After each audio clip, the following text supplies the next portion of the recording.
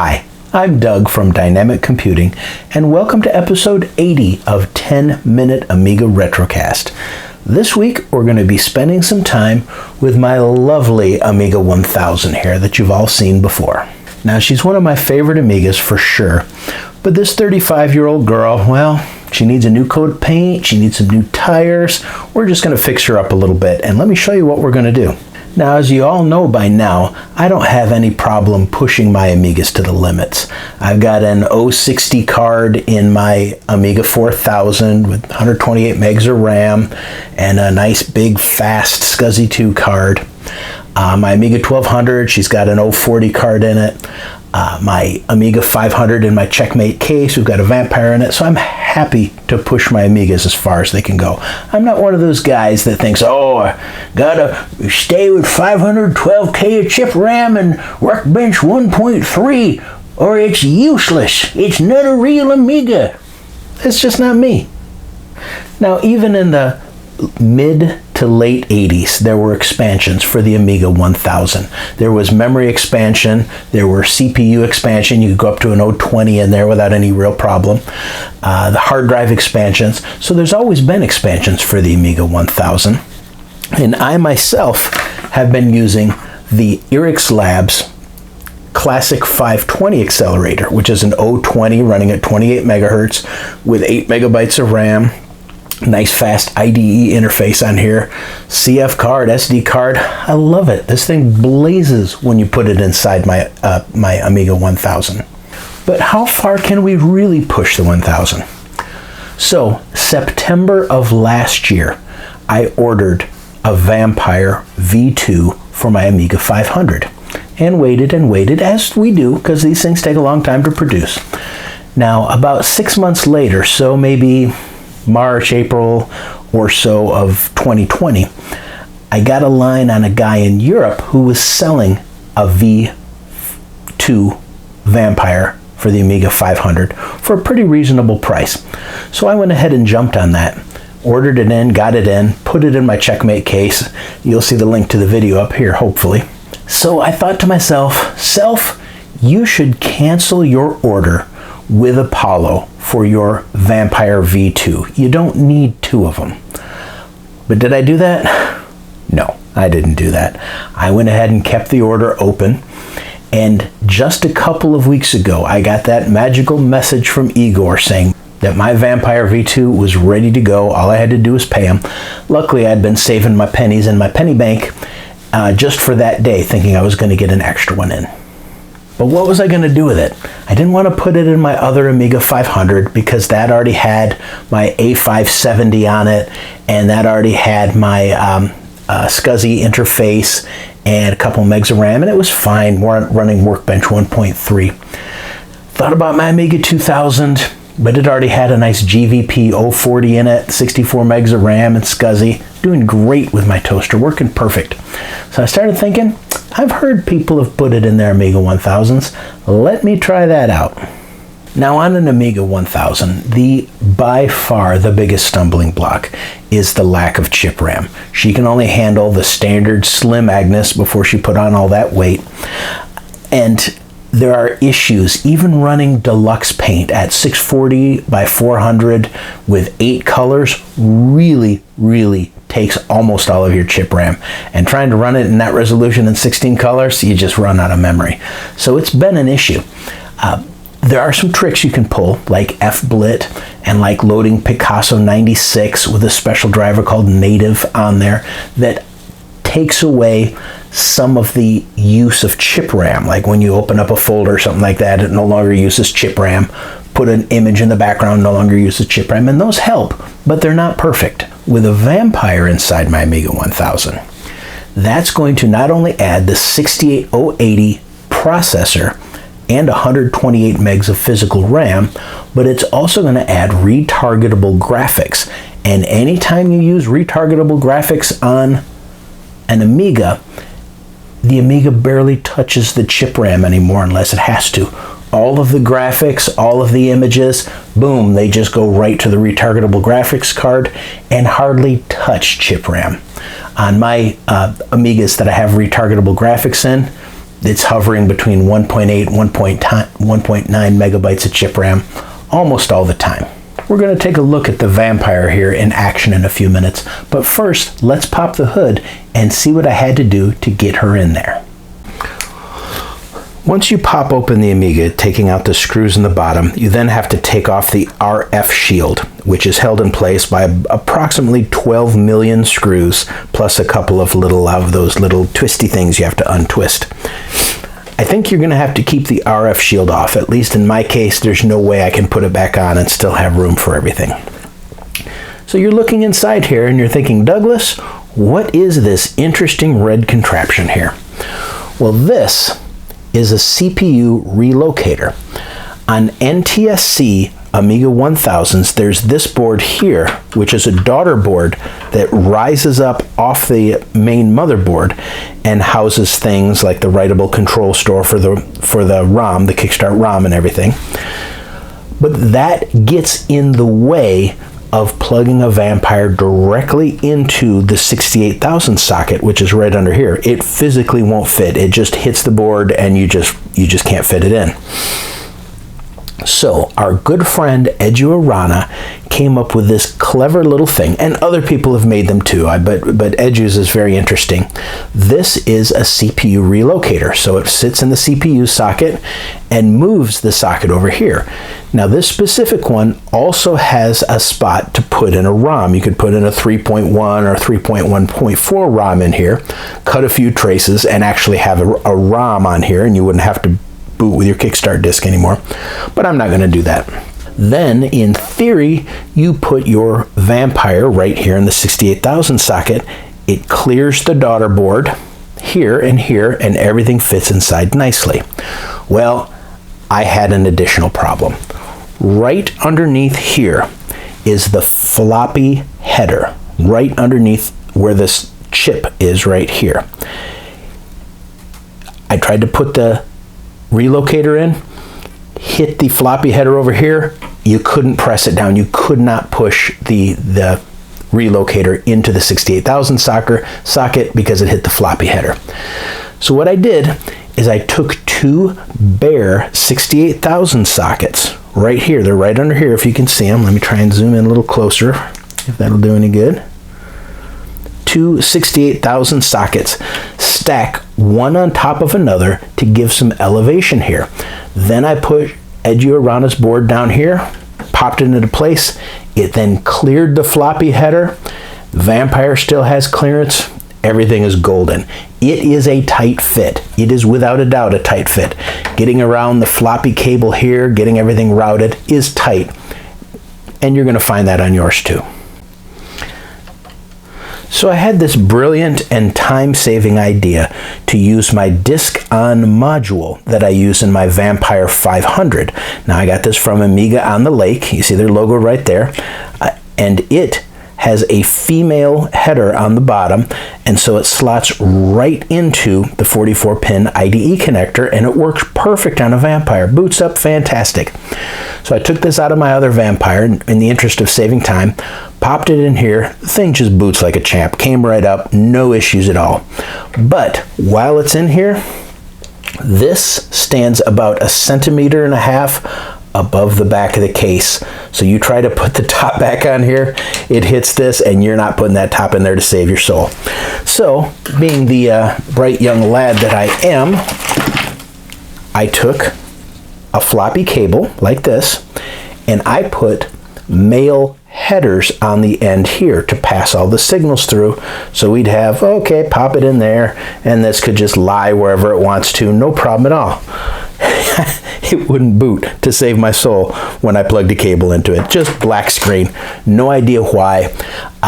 Must be something specific with this, or maybe with the pins that I use to make it a male header. So out the window this goes. Second thought was, okay, I will use one of my multitude of compact flash adapters. I've got a nice little one here from my good friends at RetroReady.1. I've got this old one here that I don't use too much, but is actually quite powerful. So I got myself a nice 16 gig compact flash card, copied everything over from here onto the compact flash card. Went to boot her up, locked up. Every single time. It would either lock up trying to load the ROM, it would lock up when it tried to initiate the Picasso drivers, lock up. I went crazy. I copied everything over again, probably 3 times, thinking, well, maybe something was wrong, it didn't transfer right. I reinstalled from scratch. I did this, I did that. I tried a couple different adapters, couple different cables. Nothing would work. And suddenly I thought, Douglas, you're not an idiot, you know what you're doing. What if you just have a flaky compact flash card? Okay. So I grabbed the compact flash card that had been connected to my Eric's Lab Classic 520 card on my Amiga 1000, slapped it in there, recognized it like a champ, copied over the Vampire drivers, boom, booted up first time perfectly. I just had a bad compact flash card that wasted 3 hours of my life troubleshooting. Now how about these cables? The Amiga Vampire, let me get this out of the way for a second. The Vampire needs an HDMI cable, it needs an SD extension cable, and no, I have not broken my SD socket yet, thank you very much. And it needs this interface for the networking card here. And this one is for the JTAG to update the ROMs, or the firmware, like I'll talk about in a minute. Well, I didn't really want to cut any holes in my Amiga 1000 case, although it'd be easy to do, and just put a couple of 3D printed headers on here and have it nice and neat. I just haven't worked up the courage to break my beautiful case yet. I've got some thoughts on what I'm going to do about that I may talk to you about later. But in the meantime, I just use these flat ribbon cables. When I put the lid on, they lie flat. Even the HDMI is a flat model, and the case just sits right up nicely on top of there and seals closed, and everything just comes out the back. That's going to work for now until I come up with a better plan. So now that I've vampirized my Amiga 1000, let me tell you, this thing flies. With a 68080 running at about 85 megahertz, that is as fast as an 060 running at 200 megahertz or an 040 running at 400 megahertz. Wow, that's some serious speed on an Amiga 1000. The 128 megs of RAM is perfect for the photo editing that I do. It's got a really fast PIO5 interface for the hard drive controller on there, so you can get 6 megabytes per second, 8 megabytes, 10 megabytes, up to about 16 megabytes per second, depending on how you set it. Now, when I set mine on my Amiga 1000 at the fastest speed, I've had some issues, a couple of lockups, so I take it down to about PIO4, seems to work just fine. And there is virtually no software that I've thrown at this thing that does not work like an absolute champ. Image effects comes right up. Personal Paint comes right up, no problems at all. You can multitask these things because they're not consuming your chip RAM while you're working with them. They're booting up in retargetable graphics mode. So I had image effects open. I had a couple of 6 and 8 megabyte JPEG images open on my Amiga 1000, manipulating the images. I could go back to Workbench and launch Personal Paint, launch ProWrite, launch Final Copy, whatever. Works fine, and it doesn't care about the low amount of chip RAM because all of these programs are launching in retargetable graphics mode. And the things that don't work properly in RTG mode, like Deluxe Paint, absolutely requires you to launch in a standard mode, or 98% of all games require you to launch in a standard mode. What do you do in that case? Well, everything pumps right out to my 1084 monitor here. Works perfect through the RGB port. So for example, we'll just give Deluxe Paint a little launch here. And yes, my name is Ian Coggins. Honest, it's Ian Coggins. And we'll choose the mode for it to go into. Let's do NTSC, high res, 8 colors. And over here on my 1084 monitor, comes up just beautifully. No problems at all. I can use it all day long.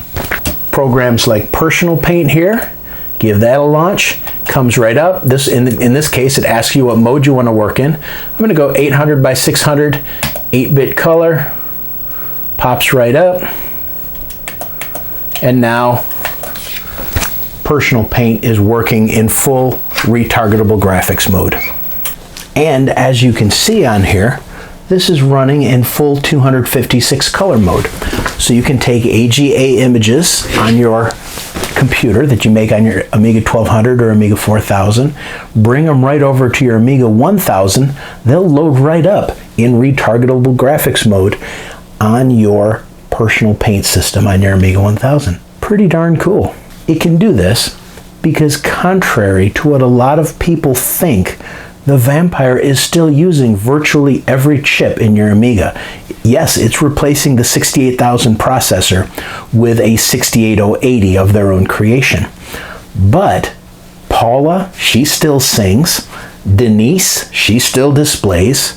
Agnes, well, she still Agnes's, I guess. But all of those chips are still used. Serial port, parallel port, keyboard, mouse, floppy, boom, all of them still used. It's replacing the CPU, and it is adding an incredibly fast retargetable graphics interface. It's adding an incredibly fast IDE interface also, but it's keeping your Amiga an Amiga. So if I want to, I can just change my Workbench screen right over to a standard RGB screen, and it'll just show up right on my 1084 monitor. For example, take a look here, screen mode. We're going to go to boring old NTSC high-res laced in 16 colors. Tell it to use that. There it is, right there, in the flesh. Let's zoom in on that.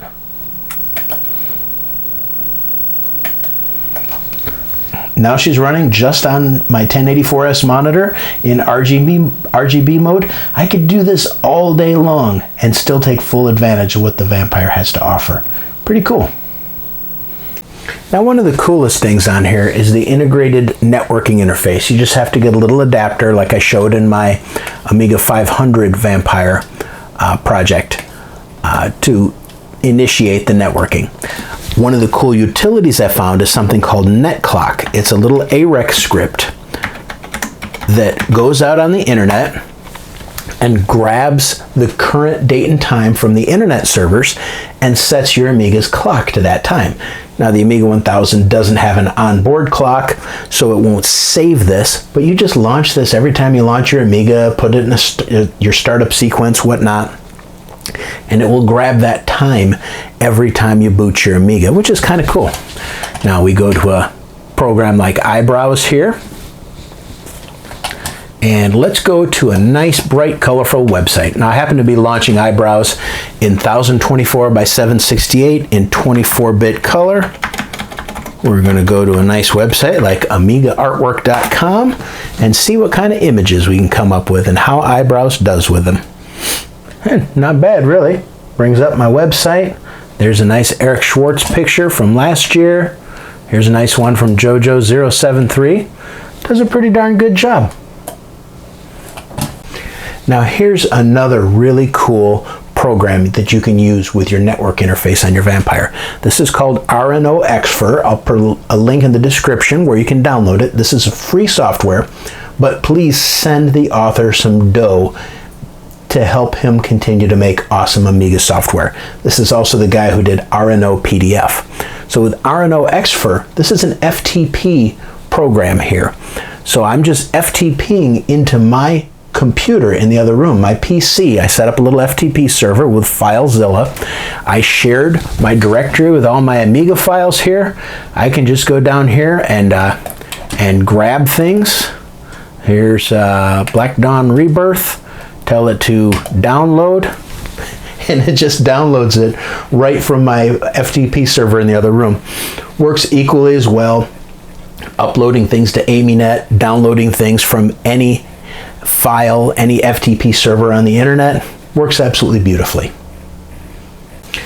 Now, another cool tool is the freely available Riva MPEG player. This plays back MPEG-1 videos, works fine on 68K Amigas too, just fine, but they have a version that takes advantage of the MMX instructions on the Vampire. And let's take a look at the quality of that little guy.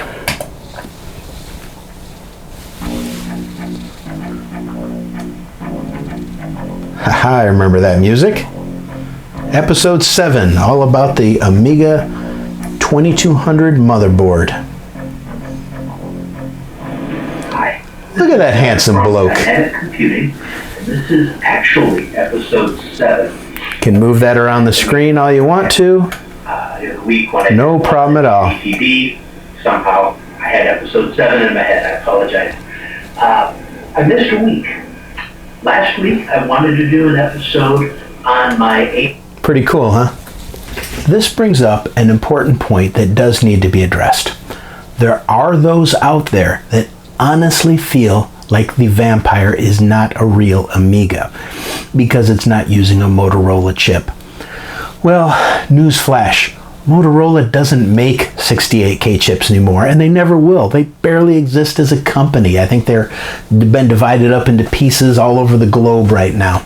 The chips that are out there, the 68060s, are dreadfully expensive right now. 040s are still available, but we need accelerators to use them with. And guess what? The 68080 implemented on FPGA on the Vampire is so much more compatible than my 040 or my 060 and my other machines.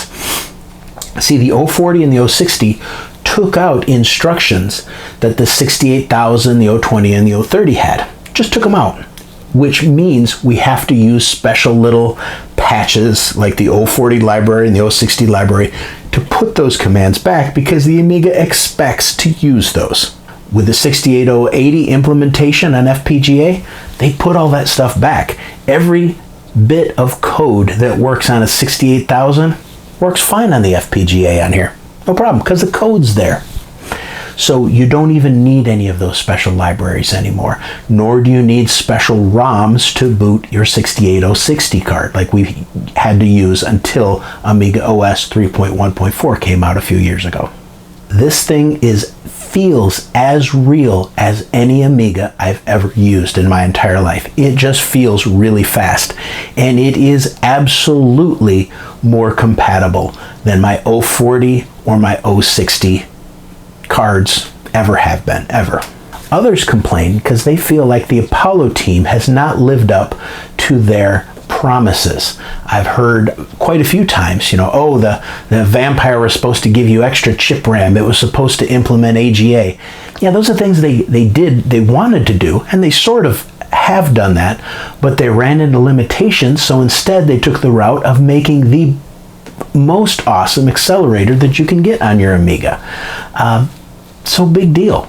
You buy an Apple product and 2 years later, Apple doesn't even want to talk to you unless you buy a new one. They're not going to update it. They're not going to let you replace parts in it. They're not going to let you upgrade the operating system after a couple of years. They don't care. These guys have been supporting their Vampire cards for years and seem to be continuing to support it. Now, to be honest, the Vampire does absolutely support AGA graphics. There's a core that you can flash to it, kind of like updating the firmware, called Core 3. It's in super early alpha. What it does is it would allow my Amiga 1000 to work as an AGA machine and run AGA games and give it 4 megabytes of chip memory. The problem is it disables Paula, it disables the Agnes, it disables the Denise, and everything then has to run through the FPGA, and they ran out of room. They tried, but they just ran out of room, and they can't really optimize it that much more at this point in time and make it all fit in there and work reliably. Now, I tried to flash this 4 times to the AGA core. It would flash fine. I'd go to boot, nothing, black screen. Now, the instructions say that it has to be set to 640 by 256 graphics mode in order for it to work. Well, this is an NTSC Amiga 1000, and unlike some of my newer machines, you can't toggle between PAL and NTSC. It doesn't have the Agnes or the Denise to do that. So that may be the problem, is that mine had to be in NTSC mode and it can't boot like that. It's hard to say, but I'm experimenting with it. I did get some clarification from the guys on the Vampire team. I talked to them, and they said that they're concentrating Core 3 AGA support on the V4 Vampire series, which is right now the standalone Vampire, trying to perfect that. Once that's working rock solid, everything's great, they will consider going back and putting that into the V2s if they can make it fit. No promises, absolutely no promises, but they're going to take another look at it once the core is more stable. Honestly, I have zero desire to go with Core 3 on my Vampire. I do it to experiment with it because it takes like 5 minutes to go between cores. It's pretty safe as long as you have one of the USB blasters that I spoke about before. But I don't want to lose my Denise. I don't want to lose Paula. I don't want to lose access to my floppy drive. So it's really kind of useless for me. Although the 4 megabytes of chip RAM on an Amiga 1000 admittedly would be pretty cool.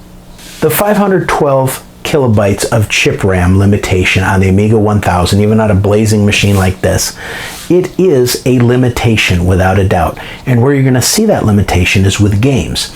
We all love WHD load. This is not going to be a WHD load monster because a lot of WHD load games require 1 megabyte of chip RAM. Quite a lot. But luckily, there's a great selection that will run on 512K. Let's take a look and see how nicely they run. So I've been playing with a few WHD load games that seem to be reliable. I've got Arkanoid Works, Bubble Bobble, Gauntlet, Lotus, Saint Dragon, this game called Turrican, maybe you guys have heard of it, Shadow of the Beast. They're all running great on my Amiga 1000 with WHD load. Let's give one a shot here. We're going to launch some Turrican. I think you guys will recognize that. Possibly one of you specifically might like Turrican better than most.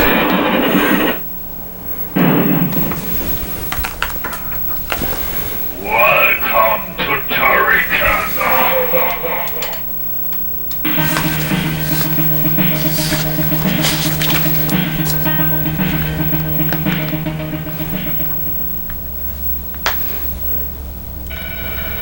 You'll see, even on my Amiga 1000 with the Vampire, the thing works just flawlessly. I didn't have to switch the Vampire to any special modes to get it to work. Just launch it in WHD load. We're golden. Get out of here. Oh, thanks a lot, you stupid bats.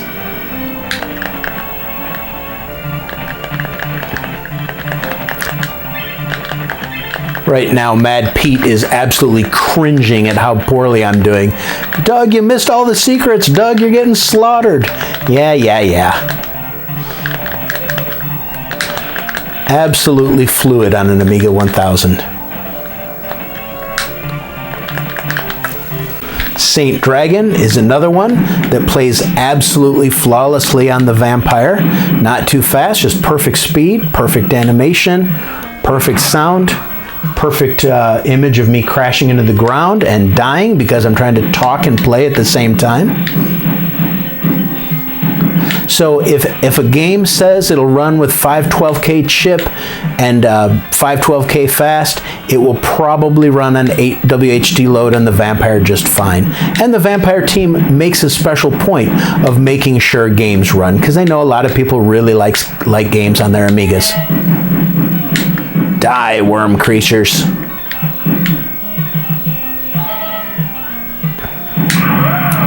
Oops. So this really does feel like I'm still using my Amiga 1000. Doesn't feel any different except faster, bigger, better. I love the looks of the computer. I love the looks of the Amiga 1000. Love the looks of the keyboard. And the Vampire just makes it more usable and makes it so I can actually do the things I like to do on my Amigas. I would not hesitate to recommend this to anybody who wants to get more out of their Amiga 1000. this is a fantastic upgrade for it. Setup is tricky, and you may have to do some sketchy tech in order to get it to fit in properly in your Amiga 1000, especially if it's an older NTSC system, but it's not hard to do. The parts are available pretty commonly, and once you get it in there, it's nice and tight and it's rock solid. And I would like to take an opportunity to thank my absolutely awesome patrons. You can see the list right here of all these great guys. If you'd like to join me on Patreon and help me out, make sure this channel continues to grow, just go to patreon.com/10mark. Little as $2 a month. You can be on the list too. I would specifically like to point out my newest Patreon, Anthony Jarvis. Great guy. Many of you know him. He just came out with a brand new Amiga channel called The Amiga Show, and you guys have just got to watch this. This is fantastic. I'll have the link down below here, and I'll also have the link in the description, and you can find it on Twitter.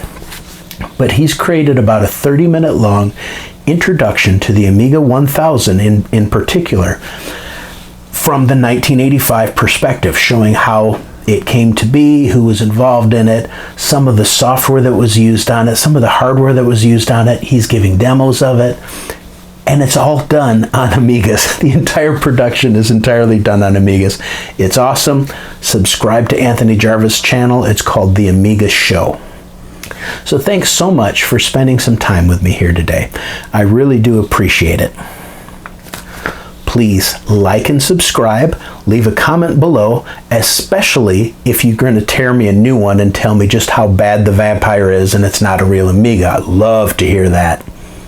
So thanks for watching, and as always, I hope you learned something. Oh wait, no, that's Chris Edwards. Let's see.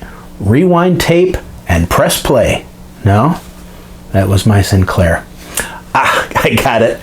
But until next time, this is Doug from 10 Minute Amiga Retro Cast, signing out.